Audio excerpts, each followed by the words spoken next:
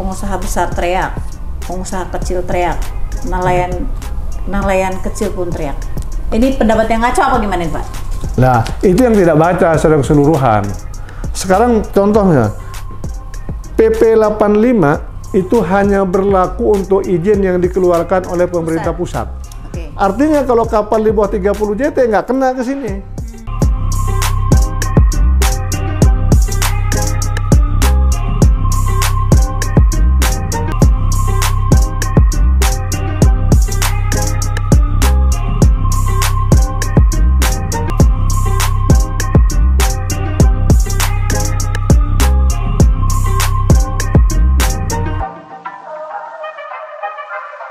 Halo viewer Ngaco, ngobrol ala Indoposko. Kembali lagi kita berbincang-bincang masih di sektor yang paling seksi dan basah, sektor kelautan perikanan. Setelah beberapa hari lalu kita membahas terkait penangkapan terukur, ternyata dampak dari penangkapan terukur itu bisa juga kita analisa, hasilnya nanti bisa menjadi kepeningkatan PNBP. Kami sudah bersama lagi dengan sumber terpercaya yang memiliki data yang menjadi rujukan bahwa membuat satu regulasi itu harus berdasarkan kajian, uji publik dan lain sebagainya. Saat ini kita kembali lagi dengan Pak Dirjen Perikanan Tangkap, Bapak Muhammad Zaini Hanafi. Terima kasih Pak, apa kabar? Baik, terima kasih Mbak Nili. Iya. Selamat sore. Selamat sore Bapak, kita kembali lagi ya Pak ya, membahas isu seksi terkait perikanan, apalagi kali ini terkait PNBP, penerimaan negara bukan pajak, bukan hal yang biasa-biasa Pak pembahasan kita sore hari ini, karena di mana target PNBP sektor perikanan itu 12 triliun tahun 2024. Bagaimana Pak ceritanya bisa dapat gambaran langsung meloncat di 2022 kita masih di 1,6, tiba-tiba di 2024 kita akan menargetkan 12 triliun. Ini sangat spektakuler. Gimana Pak ceritanya? Iya, terima kasih Mbak Nili. Jadi sebenarnya target 12T itu bermula, ini tidak ada kaitannya dengan penangkapan terukur sebenarnya. Ya. Tadi sudah jelaskan bahwa penangkapan terukur itu adalah amanat dari Undang-Undang 31 Junto 45 yang sudah berlaku. Ya. Kemudian pada saat Pak Menteri, Pak Sakti Wahyu Trenggono menjadi menteri, itu beliau itu sangat cepat belajar. Beliau baca semua data-data yang ada, data statistik yang oleh BPS, data ekspor perikanan kita, data impor perikanan kita, data import dunia terhadap produk perikanan, semua beliau baca. Kemudian salah satu kesimpulannya di situ ditemukan di data BPS tahun 2019 bahwa nilai produksi perikanan di Indonesia itu adalah 224 T. 2019. Ini yang dari perikanan tangkap. Perikanan tangkap. Tidak termasuk perikanan budaya. 224 triliun. Angka itu di KKP atau di BPS? BPS. Di statistik. Oke. Nah, beliau kaget. Wah, besar sekali nih 214 T. Lalu dipanggil saya. Berapa PNBP-nya? Saya bilang tahun 2020 itu hanya 600. 2020 hanya 600. 600 miliar. Nah, berarti kalau mesin rata-rata itu kira-kira 0,02% kalau tidak salah. Oke. Ya, sangat kecil kata Pak Menteri. Wah, ini sektor kelautan perikanan ini besar potensinya, tapi kenapa kok kecil? Dari 2024 beliau prediksi di tahun 2000, karena tahun 2020 kan belum keluar data BPS. Beliau prediksi tahun 2020 berdasarkan trennya itu diperkirakan bisa mencapai 240. Mengalami peningkatan tentunya. Peningkatan. Nah, berdasarkan angka 240 itulah beliau mengatakan kalau 5% saja PNBP-nya, maka negara itu akan mendapatkan PNBP sebesar 12 triliun. Dari angka 240 tadi? Dari angka 240 triliun. 5% saja dari 240 lebih. 200 triliun, 12 triliun. Ya. Oke. Jadi itu bermula. Nah, kemudian kami diskusi dan sebagainya bahwa produksi perikanan yang disampaikan BPS itu tidak semuanya ditarik PNBP. Karena ada nelayan-nelayan kecil yang tidak ditarik. Di undang-undang itu tidak boleh ditarik nelayan kecil. Nah, saya sampaikan. Nah, kemudian beliau juga diskusi sama kami. Nah, apa kira-kira ininya? Nah, sehingga karena di satu sisi ini ada kewajiban kita untuk nyetor PNBP kepada negara, kemudian sisi lain ada potensi ikan yang belum termanfaatkan secara optimal, maka ketemulah itu menjadi kolaborasi dengan perikanan tangkap terukur tadi. Jadi bukan target dulu tetapkan. Jadi kalau target ini sebenarnya tidak ada kaitan dengan penangkapan terukur. Angka 12 itu dari tadi. Nah, kemudian kita diskusi lebih lanjut. Potensi ikan kita itu kira-kira 12,1. Ya. Kemudian bisa digunakan rata-rata 18%, rata-rata 80%. 80%. Ya. Nah, ini direkomendasikan sekarang kenapa saya pakai rata-rata, karena tidak semua laut itu 80% bisa dipakainya, tergantung pada kesehatan lautnya. Betul. Tapi rata-rata 80%. Nah, kalau 80% saja kita hitung termasuk tuna dan sebagainya, itu yang boleh diambil itu 9,9 juta ton. Ya. Nah, kemudian produksi yang ada sekarang, ini itu produksi perikanan tangkap kita itu 6,8. Produksi perikanan tangkapnya 6,8. 6,8. Berarti kalau berdasarkan data Komnas Tiskan tadi ada sekitar 3,4. Ya. 3,4 juta ton yang masih belum diambil. Artinya apa? Bahwa penangkapan kita belum optimal. Ya kan? 3,4 juta ton. Nah, sekarang bisa nggak sih 12 triliun ini gitu? Secara hitung-hitungan ininya. Nah, kalau kita lihat ya, dari data yang kita miliki, produksi perikanan kita sekarang ini dari kapal yang di atas 30 JT itu kira-kira sekitar kalau tidak salah 2,8. 2,8 juta. Ya, yang di atas 30 JT. Yang bayar PNBP. Ya. 2,8 kalau ditambah dengan tadi berapa? 3,2. Ya, 2,8 tambah 3,2. Berarti kira-kira ada 6 juta ton. Potensi penarikan PNBP-nya. 6,4. Berapa? 6,4. 6,4. Jadi 6,4 juta ton potensi penarikan PNBP kalau ikannya itu diambil semua. Tapi kan susah untuk mengambilkan semua. Makanya kita turunkan lagi ininya. Kira-kira dari situ tuh saya sampaikan kepada Pak Menteri mungkin 60%. Berarti dari 60% itu kira-kira sekitar 4 juta ton.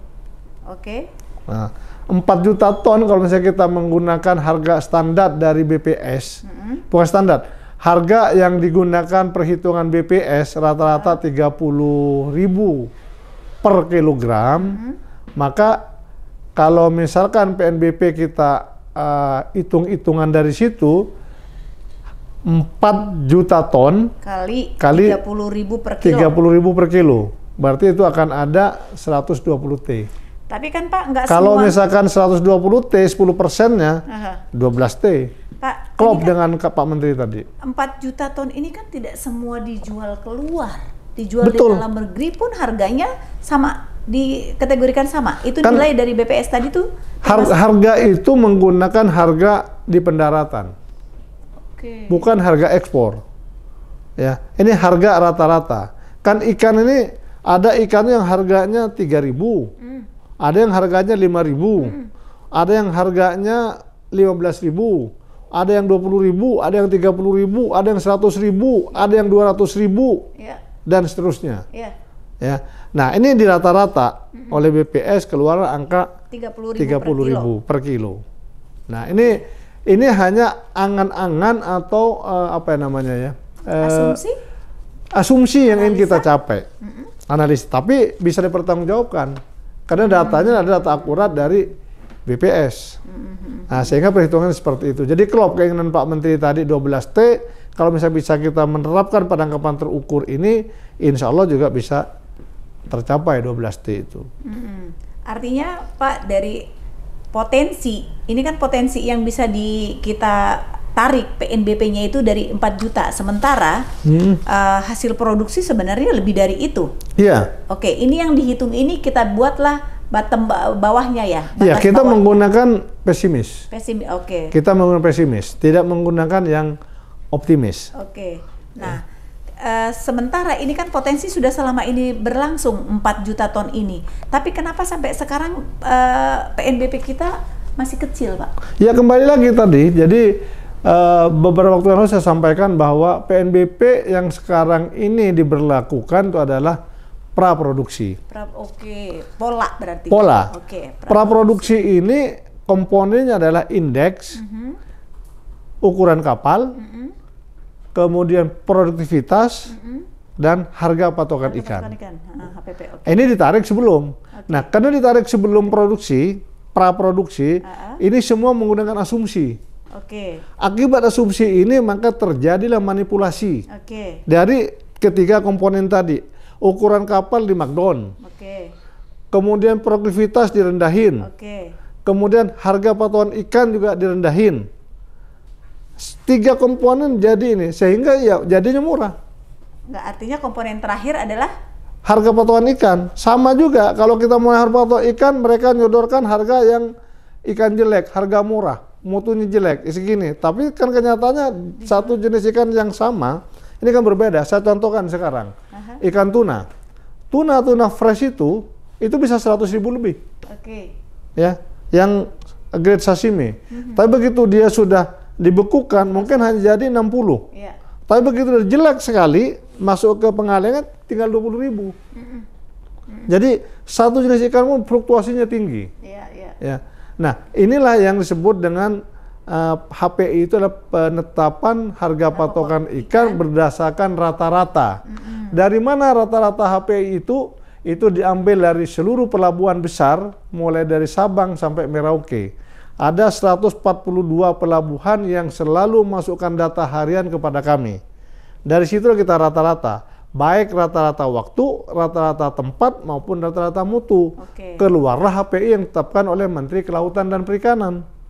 Nah, tapi ke depan itu sudah tidak lagi. Jadi kalau tadi itu dimanipulasi, ya, banyak kapal yang di markdown, banyak produktivitasnya direndahkan, harga pasar direndahkan. Tapi nanti dengan lahirnya PP 85 sebagai pengganti dari PP 75, maka akan terjadi perubahan. Karena di PP 85 ada 3 opsi pembayaran PNBP. Yang pertama adalah praproduksi. Praproduksi ini hanya akan berlaku sampai tanggal 31 Desember 2022. Habis itu stop. Habis itu stop. Langsung berubah semua menjadi pasca produksi. Baru satu sistem lagi, sistem kontrak. Nah, pasca produksi ini adalah lebih berkeadilan. Kenapa lebih berkeadilan? Karena hanya menggunakan indeks. Indeks langsung nilai produksi. Nilai produksi ini terdiri dari jumlah ikan dan harga. Nilai produksi. Jadi di mana dia didaratkan, itulah yang menjadi dasar perhitungan. Jadi tidak lagi kalau misalkan diawakan di Jawa, ya tentu harga ikannya lebih mahal daripada di daerah Papua. Ya. Jadi lebih real, lebih berkeadilan. Indeksnya sama. Jadi tidak ada kalau mengatakan bahwa itu tidak berkeadilan dan sebagainya, tidak bisa. Hanya mungkin orang yang resisten ini karena tadi akibatnya itu dia bayar katakanlah sekarang dengan pra itu 100 juta. Sudahlah 100 juta ini. Nah, dengan pasca produksi karena dia dapat ikannya banyak bisa 400 juta. Pak, praproduksi pun sebenarnya kan dia dihitung LKU LKP-nya, artinya harus terdata dong praproduksi. Betul. Produksi LKU LKP. Tapi LKU LKP kan setelah dia mendapatkan hasil tangkapan. Iya. Iya kan? Tapi bayarnya kan sebelum berangkat dia. Betul. Tapi kalau misalkan pasca produksi, nanti mereka mau melaut tidak perlu. Jadi izin gratis, tidak perlu bayar izin. silakan berangkat, punya uang buat perbekalan, begitu sudah ada hasilnya didaratkan di pelabuhan, timbang nilainya berapa. Nah, cara penentuan nilainya ada 3. Ya, cara penentuan nilainya 3. Yang pertama adalah menggunakan harga lelang.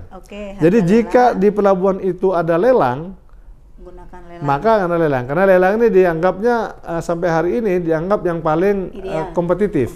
Ya. Kemudian kalau di situ tidak ada lelang, maka ada pembeli dong.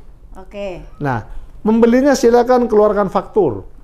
Faktur. Ya, faktur pembelian dari si pembeli. Katakanlah kembung harganya 10.000, keluarkan saja 10.000. Kalau misalnya si pembeli ini nakal nanti karena di situ ada keuangan negara, maka akan dilakukan pemeriksaan audit oleh BPK.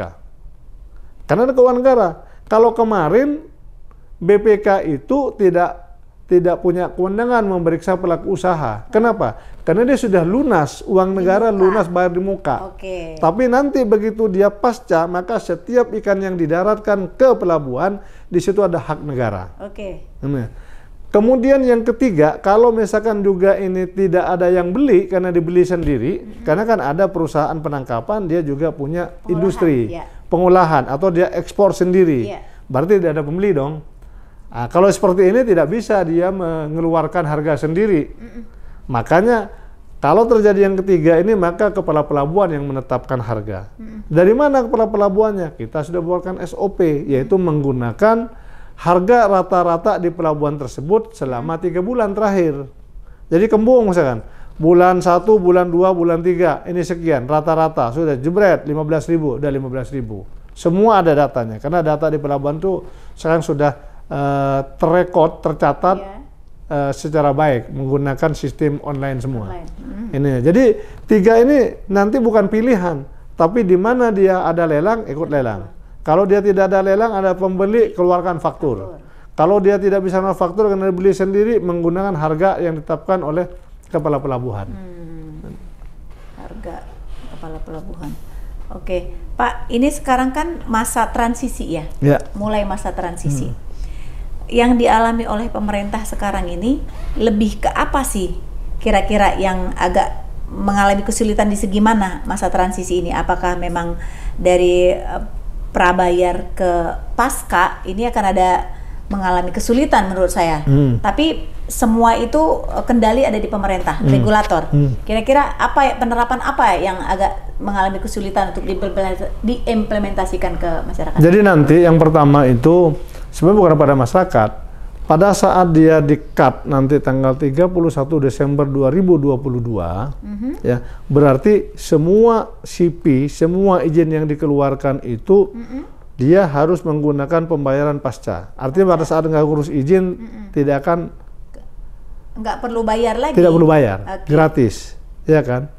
Nah, sekarang cut-nya ini masih kita pikirkan. Apakah nanti kapal-kapal per 31 Desember ini semua kita tutup, tidak ada pembayaran, atau nanti diperhitungkan yang sudah, kalau sekarang memperpanjang hari ini bulan Maret, dia akan berlaku 1 tahun. Maret lagi. Nah, apakah kita akan nunggu bulan Maret nanti berikutnya baru pasca, atau kelebihan dari bulan Januari ke Maret kita perhitungkan, kembalikan, menggunakan pasca tapi kembalikan, sehingga pada saat tanggal 1 Januari 2023 semua kapal itu sudah harus membayar pasca. Yang sudah membayar mungkin nanti perhitungkan. Nah, ini nanti masih kami akan konsultasikan dengan BPK maupun dengan Kementerian Keuangan supaya jangan salah alternatifnya. Jadi peralatan kita sekarang sudah kita komunikasikan. Nah, justru sekarang banyak beberapa pihak yang sudah minta kepada kita untuk menerapkan pasca. Karena mereka sudah merasa lebih adil. Iya kan? Nah, hanya saja sekarang kami sedang mempersiapkan pelabuhan-pelabuhan yang akan digunakan pasca produksi. Karena kalau seperti sekarang pelabuhan, maka produksi akan gagal. Yang pertama yang harus saya lakukan adalah bagaimana semua dermaga kita itu tertutup. Jadi dipagar, jadi tidak bisa kapal itu bongkar langsung keluar. Harus lewat satu pintu. Nah, sehingga nanti tidak ada satu ikan pun yang bisa lolos tanpa penimbangan, tanpa pencatatan. Karena ditimbang itu nanti di dermaga. Begitu ikan bongkar dari kapal, maka di situ disiapkan timbangan. Timbang, setelah timbang dia baru boleh keluar dari pintu yang terbatas tadi. Jadi tidak akan ada lagi yang. Nah, sekarang sedang kita siapkan pemagaran. Kemudian yang kedua adalah timbangan. Karena timbangan tidak bisa beli di tempat umum. Karena timbangannya sudah harus terkoneksi dengan sistemnya. Nah, ini sekarang sudah ada di e-katalog. Kami sudah pesan kalau tidak salah tahap awalnya 40 timbangan.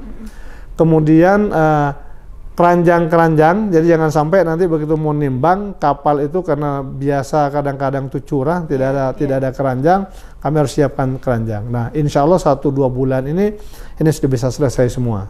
Nah, sehingga nanti penerapan pasca produksi yang juga akan diterapkan di sistem kontrak, ini sudah bisa langsung diuji coba. Pak, kalau kita sudah memiliki skema seperti yang Bapak sampaikan tadi, artinya ternyata untuk memungut PNBP mencapai 12 triliun tadi ternyata nggak sulit, mudah. Tapi kenapa di 2022 ini kita masih di target 16? Tidakkah kita mencoba, karena 2022 ke 2024 itu hanya 2 tahun. Artinya ada di sini batasan, berarti lompatan itu kita bisa kita terapkan dulu di 2022 nih, kira-kira. Karena pada 2022 ini belum semua bisa ditarik pasca. Kan masih peralihan kan? Peralihan. Nah, kemudian yang kedua, target PNBP itu bukan ditetapkan oleh KKP. Ya. Tapi kesepakatan antara Kementerian Keuangan, KKP dan DPR. Oke. Untuk target target 1,6 T. Ya.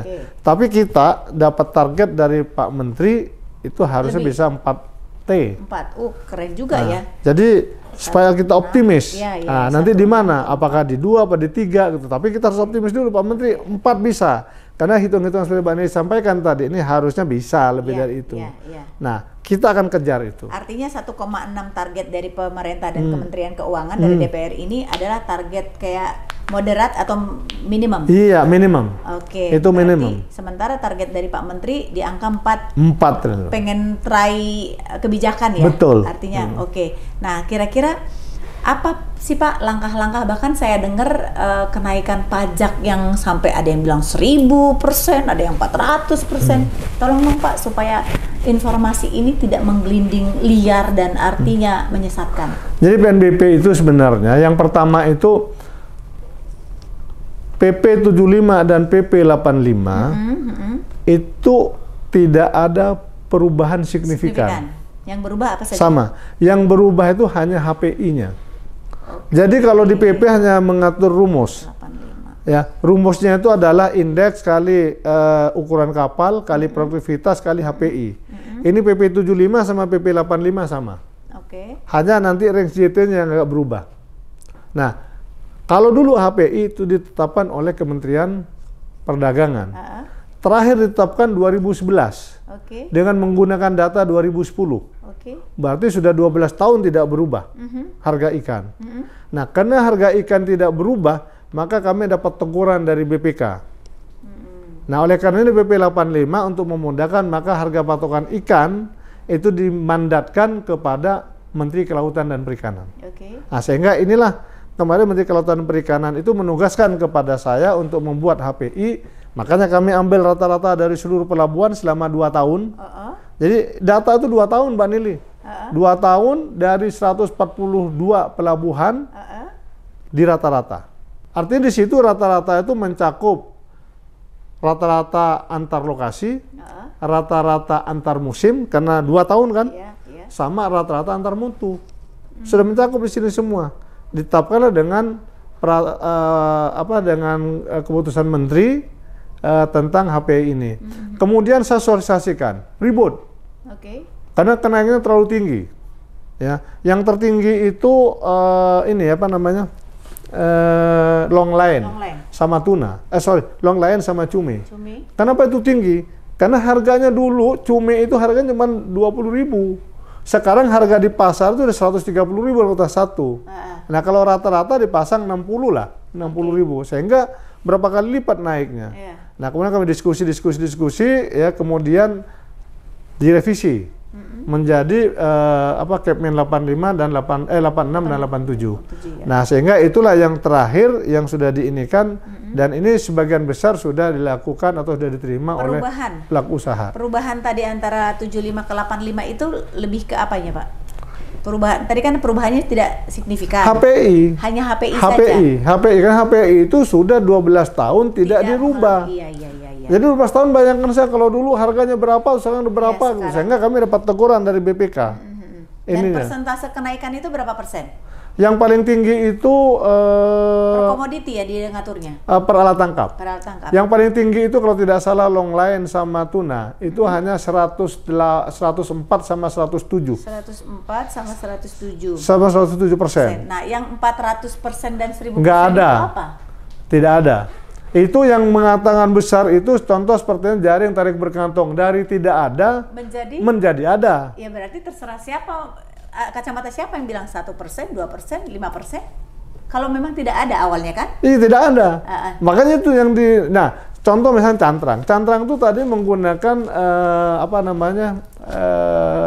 Liongbun. Liongbun itu alat tangkap yang paling murah bayarnya. Mereka menggunakan itu. Nah, kemudian sekarang diatur, kemudian keluarlah yang namanya jaring tarik berkantong. Jaring tarik berkantong ini seharusnya itu mirip-mirip dengan pukat ikan. Ininya apa namanya? Pola dan besaran PNBP-nya. Tapi kita deketin ke persen berlangis kecil. Itu masih diprotes. Jadi tidak benar sekian ribu. Ya, kalau dari tidak ada sejadi ada kan nggak bisa dihitung, nggak terhingga malah karena tadinya kan tidak legal. Begitu dilegalkan ada standar sekian, kenaikannya nggak bisa dihitung. Tapi kalau yang normal-normal itu rata-rata itu tidak sampai 100%. Yang paling besar itu long line 104, kemudian cumi itu 107, kemudian kalau misalkan Pursen itu ada 84 kalau nggak salah. Jadi tidak terlalu besar. Ini. Kalau ada asumsi Pak, kebijakan pemerintah itu saat ini pengusaha besar teriak, pengusaha kecil teriak, nelayan kecil pun teriak. Ini pendapat yang ngaco apa gimana Pak? Nah, itu yang tidak baca secara keseluruhan. Sekarang contohnya, PP 85 itu hanya berlaku untuk izin yang dikeluarkan oleh pemerintah pusat. Artinya kalau kapal di bawah 30 JT nggak kena ke sini. Apa yang teriakin? Nggak ada perubahan mereka. Di bawah 5 JT tidak bayar, tetap tidak bayar. Ya. Kemudian yang 30 JT ke bawah, memang di dalam lampiran PP 85 itu dicantumkan angka 5 sampai 60 JT 5%. Kenapa itu dicantumkan? Karena ada beberapa sebagian daerah yang memang dia itu kapalnya di bawah 30 JT, tetapi dia menangkapnya itu harus di atas 12 mil. Contoh misalkan long line tuna, kapalnya 25 JT. Nah, ini terjadi di Bali dan pemerintah daerah tidak mau mengeluarkan. Kenapa? Karena pemerintah daerah itu mengeluarkan hanya sampai 12 mil. Ke bawah. Pemerintah pusat tidak bisa juga mengeluarkan karena kapal lebih kecil dari 30. Nah, sehingga ini menjadi tidak bertuan. Akhirnya menjadi objek orang yang tidak bertanggung jawab. Nah, sehingga ini dimasukkan sampai 60. Tapi sebenarnya di pasalnya itu sudah dengan jelas bahwa PP 85 ini hanya berlaku untuk izin yang dikeluarkan oleh Menteri Kelautan dan Perikanan. Tapi teman-teman baca lampiran 5 ribut. Sampai pada waktu panas-panasnya itu di kampung saya saja di Madura, telepon ke saya mau demo. Saya bilang mau demo apa? Mau naik. Emang siapa yang naikin? Anda tidak kena. Tidak ada perubahan. Nah, ini miskomunikasi lagi. Ini yang harus kita sampaikan. Nah, iya. Terakhir nih Pak, kan sekarang kita ngelihat ada gambaran bahwa maupun kapal kecil tadi 5 GT ke atas atau sekarang daerah itu akan tidak boleh mungut lagi. Itu kan ada di Undang-Undang 1 2022. Ya. Penerapan ini kan artinya nanti semua retribusi kapal 5 GT sampai ke atas itu satu kantong. Satu kantong. Masuk di pusat. Nah, seperti apa sih pembagian ke daerah supaya PAD daerah itu tetap ada? Kan mereka yang punya wilayah-wilayah perikanan tuh masa jadi penonton saja? Ya. Nah, ini sudah jadi pemikiran kita dari awal, karena idealnya pungutan tuh single saja. Jadi masuk pemerintah pusat, kemudian dari pemerintah pusat tuh nanti baru ada namanya bagi hasil dengan daerah. Nah, ini sedang kami komunikasikan, baik internal KKP maupun dengan Kementerian Keuangan. Tapi untuk menerapkan ini kan masih beberapa aturan yang harus dirubah, regulasi yang harus dirubah. Masih ada undang-undang. Masih ada undang-undang. Nah, sehingga nanti harus dibicarakan lebih detail lagi. Tapi idealnya memang satu. Kemudian dari situ baru ada bagi hasil. Nah, bagi hasilnya itu nanti berapa kabupaten, berapa kota, berapa provinsi, ini juga harus dinikan lagi. Kabupaten yang punya modal atau kapal, atau yang hanya mempunyai sumber daya saja. Contoh misalkan orang Pati. Orang Pati ini sudah tidak ada nangkap di Jawa, nangkapnya ke Papua. Maka kalau seperti kebijakan sekarang saat ini, maka yang yang mengambil keuntungan itu hampir 100% itu adalah pemerintah pusat dong. Pati. Oh iya. Karena dia datang ke sini narik retribusi. Iya kan? Tapi pemerintah Papua sana tidak dapat apa-apa. Oke, betul. Nah, nggak ada apa pembagiannya ini merata. Nah, sehingga nanti kalau misalkan diatur, saya akan mengusulkan yang Papua punya sumber daya berapa, tapi yang pemerintah Pati pun harus dapat. Kenapa? Karena dia mempunyai sumber modal dan alat-alat ini. Jasanya dari mereka kan? Jasa dari mereka, dia harus dapat. Nah, ini nanti yang akan diskusikan. Makanya nanti saya juga akan komunikasi, berbicara dengan teman-teman pemerintah daerah. Insya Allah kalau misalkan ini bisa berjalan dengan baik, karena mereka sudah tidak bisa narik lagi, termasuk perizinan sebenarnya. Jadi perizinan ini nanti kalau perlu, semua perizinan yang berkaitan dengan penangkapan ikan itu harus satu pintu pemerintah pusat. Karena sekarang perizinan tidak ada masalah. Mau dari Papua, mau dari Jakarta, sama waktunya. Sudah online semua. Nah, karena pemerintah daerah itu tidak bisa lagi mengeluarkan berapa potensi di sana, karena ikan itu tidak dibatasi oleh wilayah. Nah, sehingga pemerintah pusat harus mengeluarkan, tapi nanti pemerintah daerah itu mendapatkan manfaat dari pengeluaran izin tadi. Nah, apalagi sekarang di Undang-Undang 1 2022 itu pemerintah daerah sudah tidak bisa lagi menarik retribusi. Dan insya Allah kalau tidak ada retribusi dengan berkaitan dengan perizinan, pemerintah daerah tidak akan keberatan untuk melepas izin itu. Nah, ini momen yang baik untuk menata lebih luas lagi terhadap sumber ikan. Target PNBP 12T ini 2024 nanti optimis tercapai ya Pak? Kalau saya perhitungan optimis. Dengan data, kalau ngikutin angka ini adalah valid, hitung-hitungan matematika dan statistiknya, kita juga bisa melihat ini akan tercapai. Tapi realisasi di lapangan kan, dan data akurat yang paling realnya itu kan kita harus mengalami dulu Pak. Artinya kita melihat nanti target dari 1,6T ini tiba-tiba dicapai jadi jadi 4 triliun, ini menjadi satu prestasi tentunya. Ya, kami berharap kita akan bekerja keras, kemudian kita juga akan bekerja smart untuk mencapai target yang diberikan Pak Menteri kepada saya. Tapi saya belum tahu nanti seperti apa, karena semuanya baru. Ya, kami kemarin ditargetkan karena ada gejolak itu dapat 600 sudah hebat. Tapi ternyata bisa sampai 740-an. Dan ada yang direvisi dari kebijakan yang dibuat? Justru direvisi, direndahin. Sebenarnya kalau misalkan ini kemarin itu kalau kita tidak optimis menyerah, anak buah saya udah bilang nggak mungkin lebih dari 600.